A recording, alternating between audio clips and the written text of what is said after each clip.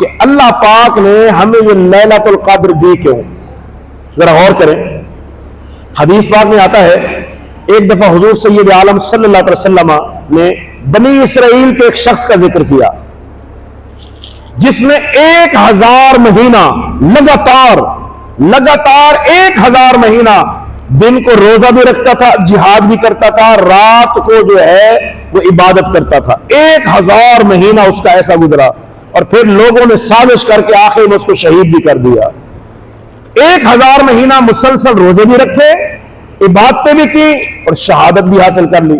جب حضور نے اس کا یہ واقعہ صحابہ کو سنایا تو صحابہ تو پھر صحابہ تھے. آج کل ہم بھی مقابلہ کرتے ہیں، آج کل ہم بھی جو ہے کوشش کرتے ہیں کہ دوسرے سے بڑھ جائے، لیکن کس میں؟ دنیا کے معاملے میں. اگر ایک آدمی کے پاس لاکھ روپیہ تو ہماری کوشش ہوگی ہمارے پاس 2 لاکھ ہو. اس نے گھر بنوایا ہے تو ہماری کوشش ہوگی ڈبل بنوائے، گاڑی اس سے اچھی ہو. ہم دنیاوی معاملات میں مقابلہ کرتے ہیں، نتیجہ یہ ہوتا ہے کہ مقابلہ کرتے کرتے زندگی ختم ہو جاتی ہے لیکن مقابلہ ختم نہیں ہوتا. صحابہ کرام بھی مقابلہ کرتے تھے لیکن کس میں؟ نیکی میں، آخرت میں. صحابہ کا مقابلہ کس میں ہوتا تھا؟ آخرت میں، نیکی کے معاملے میں. کہ حضرت عمر اپنے گھر کا آدھا مال لے کے آئے تو حضرت ابوبکر صدیق سارا مال لے کے آ گئے. تو یاد رکھیں مقابلہ جو ہے ہونا چاہیے لیکن دنیاوی معاملات میں نہیں، دینی معاملات میں. کہ اس نے 10 نفل پڑھے ہیں تو میں 20 پڑھوں گا، اس نے 1000 روپیہ اللہ کے راستے میں خرچ کیا ہے تو میں 2000 کروں گا. یہ مقابلہ ہونا چاہیے. تو جب حضور نے صحابہ کو اس کے بارے میں سنایا تو کچھ صحابہ نے عرض کی یا رسول اللہ پھر تو ایسے لوگ تو پھر ہم سے نیکیوں میں آگے بڑھ گئے. یا رسول اللہ ان کی اتنی لمبی عمریں تھی تو نیکیاں بھی لمبی تھی، نیکیاں بھی زیادہ تھی. ہماری عمریں کم ہیں تو نیکیاں بھی کم ہیں. تو صحابہ نے جب یہ بات کی تو حضور اپنی امت سے سب سے زیادہ محبت کرتے تھے. حضور نے جب یہ سنا آپ کے چہرے پر غم کے آثار ہوئے، آنکھوں میں آنسو آ گئے کہ میری امت نیکی کے معاملے میں پیچھے رہ گئی. عمر کم ہونے کی وجہ سے نیکیاں بھی کم ہوں گی، نمازیں بھی کم ہو گئی، میری امت تو پیچھے رہ گئی. جب حضور اداس ہوئے تو اللہ نے جبریل امین کو بھیجا. اے جبریل محبوب کو جا کے کہو اداس نہ ہو، اداس نہ ہو، امت کے معاملے میں پریشان نہ ہو. اللہ رب العالمین آپ کے صدقے سے آپ کی امت کو ایک ایسی رات عطا فرما رہا ہے کہ آپ کا جو بھی امتی اس رات میں صحیح معنی میں ایمان کے ساتھ، احتساب کے ساتھ عبادت کرے گا، اللہ اس کی ایک رات کی عبادت کا ثواب 1000 مہینے کے برابر نہیں بلکہ اس سے بھی زیادہ عطا فرمائے گا، اس سے بھی زیادہ عطا فرمائے گا. اور یہ نہیں ہے کہ ہر کسی کے وہ رات زندگی میں ایک بار ملے گی، ایسا نہیں ہے. ایسا ہے بلا کہ وہ رات زندگی میں صرف ایک بار ملتی ہے، ایسا نہیں، بلکہ اللہ نے ہر سال عطا فرمائی ہے، ہر سال عطا فرمائی ہے. اللہ رب العالمین نے ارشاد فرمایا اِنَّا أَنزَلْنَاهُ فِي لَيْلَةِ الْقَدْرِ کہ ہم نے اس قرآن کو لیلۃ القدر میں اتارا. وَمَا أَدْرَاكَ مَا لَيْلَةُ الْقَدْرِ آئے سننے والوں تم کیا جانو کہ لیلۃ القدر کتنی اہمیت والی ہے. لیلۃ القدر خیر من الف شہر، یہ لیلۃ القدر 1000 مہینوں سے بھی بہتر ہے. اب ذرا غور کریں، اللہ نے یہ نہیں کہا کہ سوام بِأَلْفِ شہر 1000 مہینوں کے برابر ہے، برابر نہیں کیا، پابندی نہیں لگائی، بلکہ فرمایا بہتر ہے. جتنی تمہاری نیت خالص ہوتی جائے گی اس رات کی فضیلت اور بڑھتی جائے گی. ہو سکتا ہے آپ کی نیت خالص ہو جائے، یہ 1000 مہینے کی بجائے 10,000 مہینے کے برابر ہو جائے. یہ ہماری نیت پہ ہے، ہمارے خلوص پہ ہے. تو یہاں آپ نے یہ سن لیا کہ لیلۃ القدر عطا کیوں کی گئی، اور یہ بھی سن لیا کہ لیلۃ القدر ہے کیا. لیلۃ القدر وہ رات ہے جو 1000 مہینوں سے بہتر ہے. اچھا، اس کو لیلۃ القدر کہتے ہیں، قدر والی رات. اس کا کیا مطلب ہے؟ تو یاد رکھیں قدر کا ایک معنی ہوتا ہے بھیڑ بھاڑ، رش. قدر کا ایک معنی کیا ہے؟ بھیڑ بھاڑ، رش. جیسے بھی مسجد میں ماشاءاللہ آپ کا رش لگا ہوا ہے، اللہ کرے روزانہ ہر نماز پہ اتنا رش لگا رہے، آمین کہہ دیں. ہر نماز پہ اتنا رش ہونا چاہیے. اللہ پاک جو ہے سب کو نماز کی توفیق عطا فرمائے. تو قدر کا معنی ہوتا ہے بھیڑ بھاڑ. تو اس رات کو لیلۃ القدر کہتے ہیں کیونکہ اس رات زمین پر اتنے فرشتے آتے ہیں کہ زمین پر فرشتوں کا رش لگ جاتا ہے. اور قدر کا ایک معنی ہے عزت والی، احترام والی. تو اس رات کو لیلۃ القدر اس لیے کہتے ہیں کیونکہ یہ رات ساری راتوں سے زیادہ عزت اور احترام والی ہے.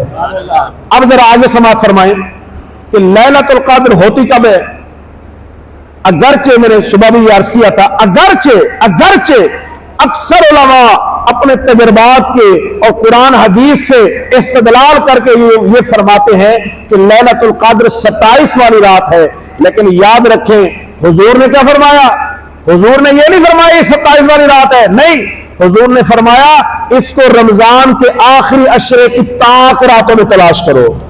لہذا ہمیں مطلب پرست نہیں ہونا چاہیے یار، کم از کم اللہ کے ساتھ تو مطلب پرستی نہ کرو کہ 27 کی رات تو آ گئے، رش کر لیا، نمازیں پڑھ لی، باقی طاق راتوں میں چھٹی.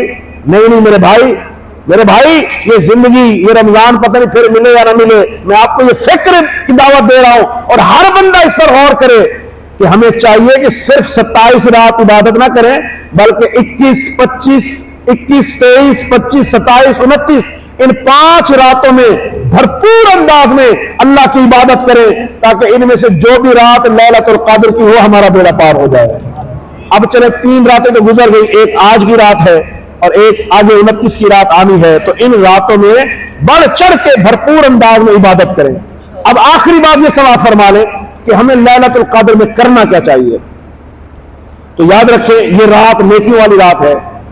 اس رات میں عبادت کریں، گپ شپ نہیں کریں، انجوائے نہیں کریں، ٹائم پاس نہیں کریں، بلکہ کیا کریں؟ عبادت کریں.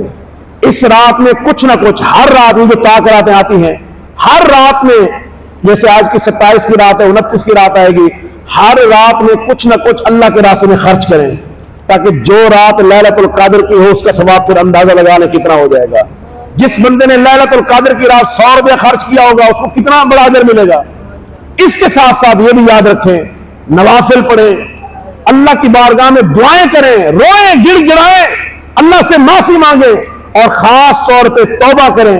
اور توبہ کا یہ مطلب نہیں ہوتا کہ یا اللہ مجھے معاف کر دے، میں توبہ کرتا ہوں اور دل میں یہ بھی سوچ رہے ہوں کہ ابھی 3 دن تو عید کو رہ گئے ہیں، بعد میں دیکھا جائے گا، ابھی بس یہ 3 دن گزار لوں، بعد میں دیکھا جائے گا، بعد میں ملاوٹ بھی کروں گا، بعد میں لوگوں کو مہنگی چیزیں بھی دوں گا، بعد میں لوگوں کو دھوکہ بھی دوں گا، بعد میں جو ہے لوگوں کو جو ہے ان کا حق بھی ماروں گا، بعد میں رستے بھی جام کروں گا. نہیں. اللہ تعالیٰ نے کیا فرمایا؟ ارشاد فرمایا یا ایھا الذین آمنوا توبوا الی اللہ توبۃ نصوحا. اے ایمان والو جب اللہ کی بارگاہ میں توبہ کرو تو کیسی توبہ کرو؟ پکی توبہ کرو. یعنی توبہ کے لیے 2-4 چیزیں ضروری ہیں. نمبر 1 گزشتہ زندگی کے، یہ بات غور سے سن لیں، نمبر 1 گزشتہ زندگی کے جو گناہ ہیں ان پر نادم اور شرمندہ ہونا. نمبر 2 ان گناہوں کی اللہ سے معافی مانگنا. نمبر 3 آئندہ کے لیے عزم مصمم کرنا، پکا ارادہ کرنا کہ انشاءاللہ آئندہ میں گناہوں سے توبہ کرتا ہوں، آئندہ میں گناہوں کے قریب نہیں جاؤں گا. تو آج رات توبہ کریں کہ مولا گزشتہ زندگی میں جو ہم نمازیں چھوڑتے رہے ہمیں معافی عطا فرما. ہم کوشش کریں گے زندگی میں ان کی قضا کریں. اس کے ساتھ ساتھ آئندہ کے لیے پکا ارادہ کریں کہ انشاءاللہ دنیا ادھر سے ادھر ہو جائے، جیسے ہی نماز کا وقت ہوگا میں جماعت کے ساتھ نماز ادا کروں گا، آئندہ گناہوں سے دور رہوں گا، آئندہ چیزوں میں ملاوٹ نہیں کروں گا، آئندہ دھوکہ نہیں دوں گا، جھوٹ نہیں بولوں گا، آئندہ لوگوں کا حق نہیں کھاؤں گا. پکی سچی توبہ کریں آج کی رات اور اللہ کو راضی کریں اور ہمیشہ کے لیے پکے نمازی بن جائیں. انشاءاللہ بیڑا پار ہو جائے گا. اور اگر صرف موسمی کام کرنا ہے، جیسے پھل موسم میں آتے ہیں، بٹیرے موسم میں آتے ہیں، ہم بھی موسمی بٹیرے بن جائیں کہ رمضان میں مسجدیں بھر گئی اور بعد میں پھر خالی، تو پھر یاد رکھیں کوئی فائدہ نہیں ہے. اس لیے میرے بھائی اپنے آپ کو سمجھائیں، اپنے آپ کو تیار کریں کہ انشاءاللہ آئندہ ساری زندگی ہم اللہ کی عبادت کریں گے، نماز کی پابندی کریں گے. اللہ پاک میں نے جو کچھ کہا مجھے اور آپ کو اور ہم سب کو عمل کی توفیق عطا فرمائے. آمین ثم آمین. آج کی رات کے بعد میں لوگ پوچھنا شروع کر دیتے کہ خاص عبادت یہی ہے کہ خلوص کے ساتھ اللہ کی عبادت کریں. جو نوافل ادا کر سکتے ہیں نوافل کریں، اور جب نوافل یا میں تھوڑا تھک گیا ہوں قرآن کی تلاوت کریں، درود شریف پڑھیں، اللہ کے راستے میں کچھ نہ کچھ خرچ کریں، اور خاص طور پہ اللہ سے معافی مانگیں، توبہ کریں، اور آئندہ کے لیے سدھر جائیں، آئندہ کے لیے سیدھے ہو جائیں، آئندہ کے لیے نمازی ہو جائیں، انشاءاللہ بیڑا پار ہو جائے گا۔ اللہ پاک ہم سب کو عمل کی توفیق عطا فرمائے، آمین ثم آمین۔